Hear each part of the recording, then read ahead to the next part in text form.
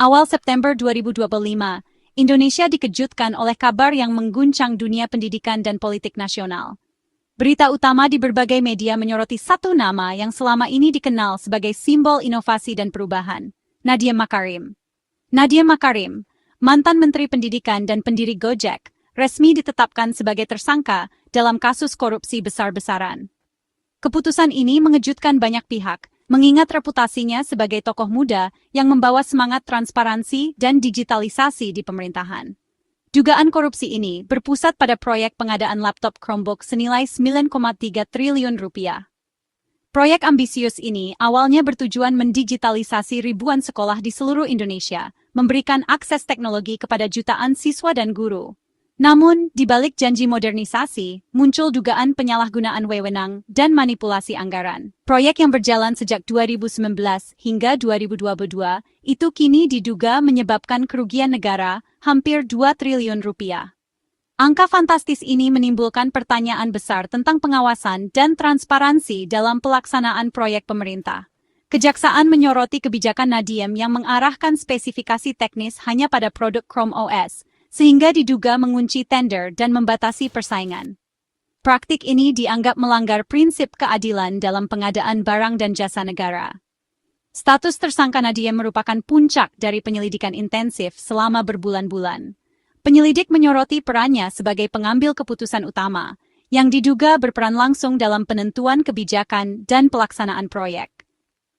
Publik pun bertanya-tanya, bagaimana mungkin seorang tokoh yang selama ini dikenal memperjuangkan inovasi dan transparansi justru terjerat kasus korupsi. Diskusi hangat bermunculan di media sosial, kafe, hingga ruang keluarga. Ironi besar pun terjadi. Program digitalisasi pendidikan yang seharusnya membawa kemajuan justru dinodai oleh dugaan korupsi dan penyalahgunaan kekuasaan. Banyak sekolah kini mempertanyakan manfaat nyata dari proyek tersebut. Kasus ini dipastikan akan menjadi sorotan nasional. Dengan perjalanan hukum yang panjang, penuh drama, dan kemungkinan membuka tabir praktik korupsi di sektor pendidikan. Semua mata kini tertuju pada proses pengungkapan kebenaran di balik kasus ini, menanti apakah keadilan benar-benar akan ditegakkan di negeri ini. Nadiem bukan satu-satunya tersangka dalam pusaran kasus Chromebook yang kini menjadi sorotan publik. Di balik gemerlap proyek digitalisasi pendidikan, ternyata ada lebih banyak nama yang terlibat dalam dugaan korupsi yang merugikan negara. 4 nama lain sudah lebih dulu ditetapkan sebagai tersangka oleh Kejaksaan Agung, menambah daftar panjang pihak yang harus bertanggung jawab atas proyek ini. Sri Wahyuningsi, mantan Direktur SD, dan Mulyatsya, mantan Direktur SMP, diduga berperan strategis dalam pelaksanaan proyek pengadaan Chromebook. Keduanya disebut-sebut sebagai pengambil keputusan penting yang menentukan arah proyek sejak awal. Saat ini, keduanya telah resmi ditahan untuk memudahkan proses penyidikan. Penahanan ini diharapkan dapat mempercepat pengungkapan fakta-fakta baru yang selama ini tersembunyi. Nama berikutnya adalah Juris Tan, staf khusus Nadiem, yang diduga menjadi penghubung antara kebijakan kementerian dan pelaksana proyek. Namun, Juris Tan kini berstatus buron dan telah masuk dalam daftar pencarian Interpol, menambah kompleksitas kasus ini. Sementara itu, Ibrahim Ariev, seorang konsultan teknologi, diduga kuat mengarahkan spesifikasi teknis agar menguntungkan produk tertentu. Meski berstatus tahanan kota karena alasan kesehatan, perannya tetap menjadi sorotan utama dalam penyidikan. Kelima nama ini kini menjadi fokus utama penyidikan Kejaksaan Agung. Setiap peran dan keterlibatan mereka tengah didalami untuk mengungkap jaringan korupsi yang lebih luas. Penetapan mereka sebagai tersangka menandai langkah awal dalam membongkar praktik korupsi yang diduga telah berlangsung sistematis di balik proyek digitalisasi pendidikan nasional. Kasus ini memperlihatkan dugaan kolaborasi erat antara pejabat pemerintah dan pihak swasta yang saling memanfaatkan posisi dan kewenangan demi keuntungan pribadi. Penyidikan masih terus berkembang, membuka kemungkinan munculnya tersangka baru seiring ditemukannya bukti-bukti tambahan dan keterangan saksi-saksi kunci. Publik kini menanti dengan penuh harap dan kecemasan siapa lagi yang akan terseret dalam pusaran kasus besar ini dan apakah keadilan benar-benar akan ditegakkan hingga ke akar-akarnya. Sebelum jadi tersangka, Nadiem sudah dicekal ke luar negeri sejak Juni 2025. Ia menjalani 3 kali pemeriksaan maraton, masing-masing hingga 12 jam sebagai saksi. Pemeriksaan intensif ini mengindikasikan penyidik mengumpulkan bukti dan mencocokkan keterangan dari banyak pihak. Puncaknya, 4 September 2025, Nadiem resmi ditetapkan sebagai tersangka dan langsung ditahan di Rutan Salemba. Saat keluar dengan rompi tahanan, Nadiem menegaskan dirinya tidak bersalah dan yakin kebenaran akan terungkap. Ia menegaskan integritas dan kejujuran sebagai nilai hidupnya. Penahanan ini menandai babak baru dari inovator teknologi ke tersangka korupsi. Proses hukum kini berjalan dan Nadiem harus membuktikan dirinya di pengadilan. Publik menyoroti setiap langkah, menunggu perkembangan selanjutnya. Kasus ini menjadi ujian besar bagi sistem hukum dan transparansi di Indonesia. Nadiem dijerat pasal-pasal berat Undang-Undang Tipikor, termasuk pasal 2 dan 3, dengan ancaman penjara seumur hidup. Ia juga dikenai pasal penyertaan, menandakan dugaan persekongkolan dengan pihak lain.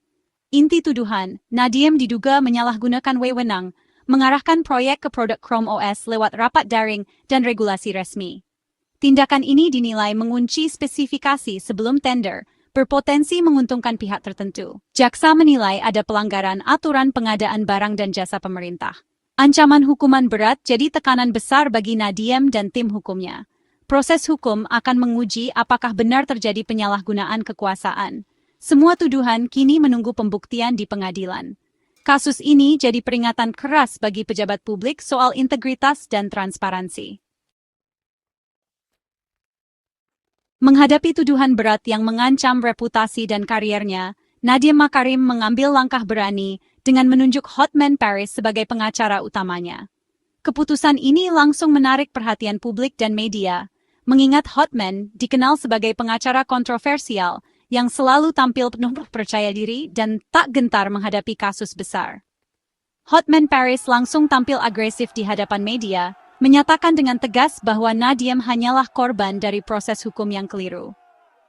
Ia menuding ada kejanggalan dalam penyidikan dan menegaskan bahwa kliennya tidak bersalah. Tak tanggung-tanggung, Hotman meminta Presiden Prabowo untuk memfasilitasi gelar perkara terbuka di Istana Negara. Ia yakin, dengan transparansi penuh, ia bisa membuktikan Nadiem tak bersalah hanya dalam waktu 10 menit. Permintaan ini menjadi sorotan nasional, karena jarang sekali proses hukum dibuka secara langsung di hadapan Presiden. Usulan Hotman memicu perdebatan sengit di masyarakat dan kalangan hukum. Sebagian mendukung langkah transparan ini, namun tak sedikit yang menilai permintaan tersebut terlalu berani dan melampaui prosedur hukum yang berlaku. Dalam konferensi pers, Hotman memaparkan 3 poin utama pembelaan. Pertama, Nadiem tidak pernah menerima uang sepeser pun dari proyek yang dipermasalahkan. Kedua, tidak ada praktik markup harga dalam proses pengadaan. Ketiga, tidak ada satupun pihak yang diperkaya secara ilegal dari proyek tersebut. Semua transaksi menurut Hotman telah diaudit dan dinyatakan bersih. Ia juga menegaskan bahwa proses tender dilakukan secara transparan, terbuka untuk publik, dan perusahaan pemenang adalah perusahaan lokal Indonesia, bukan Google langsung seperti yang dituduhkan. Hotman bahkan menantang kejaksaan untuk membuktikan adanya kerugian negara, jika memang tidak ada uang negara yang dikorupsi atau disalahgunakan. Ia meminta bukti konkret, bukan sekadar asumsi. Narasi pembelaan yang disampaikan Hotman Paris ini langsung membelah opini publik. Ada yang percaya pada argumennya, namun ada pula yang tetap meragukan integritas proses hukum. Kasus ini pun berubah menjadi ajang adu argumen sengit antara tim hukum Nadiem dan aparat penegak hukum. Setiap pihak berusaha membuktikan kebenaran versinya di hadapan publik. Kini, semua pihak menanti dengan penuh harap dan cemas. Apakah pembelaan Hotman Paris mampu menggugurkan seluruh tuduhan yang menjerat Nadiem?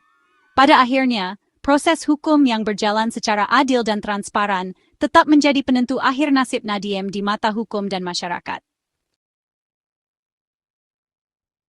Permintaan Hotman Paris agar Presiden turun tangan langsung ditolak pemerintah. Kepala Komunikasi Kepresidenan menegaskan, pemerintah tak akan intervensi proses hukum. Presiden Prabowo berkomitmen pada supremasi hukum dan independensi Kejaksaan Agung. Istana menegaskan gelar perkara bukan ranah eksekutif, melainkan ranah hukum. Semua warga negara, termasuk mantan menteri, harus diproses sesuai aturan. Penolakan ini menjaga prinsip negara hukum dan mencegah presiden buruk. Pemerintah ingin penegakan hukum berjalan tanpa tekanan politik. Kejaksaan Agung menegaskan penyidikan kasus Chromebook tetap berjalan objektif, tanpa terpengaruh opini publik. Prinsip praduga tak bersalah tetap dijunjung, meski Nadiem dan lainnya sudah jadi tersangka. Penyidik terus mendalami bukti dan menelusuri kemungkinan tersangka baru. Fokus utama membongkar kasus hingga ke akar-akarnya.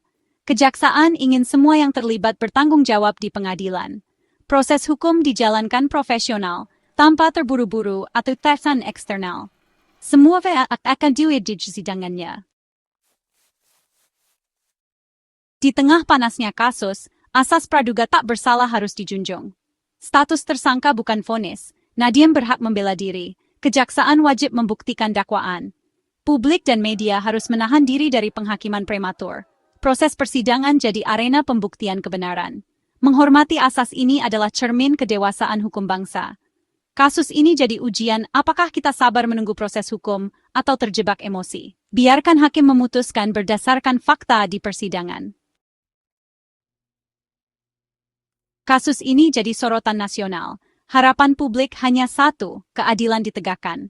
Masyarakat ingin kasus diusut tuntas, transparan, tanpa pandang bulu.